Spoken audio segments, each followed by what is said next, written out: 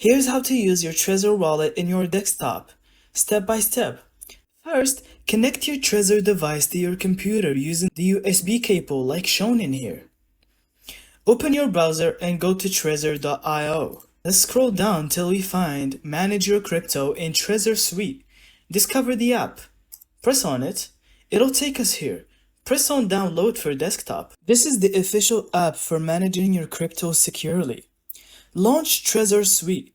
The app will detect your device automatically. Follow the on-screen instructions to either create a new wallet or recover an existing one using your recovery phrase.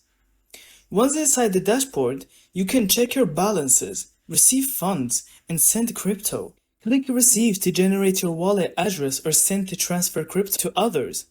For added security, every transaction must be confirmed directly on your Trezor device by physically pressing the Confirm button. You can also swap, trade, or buy crypto directly inside the Trezor app with full control on your private keys. And that's how you use Trezor Wallet on desktop. Safe, simple, and secure for managing your crypto. Thank you so much for watching.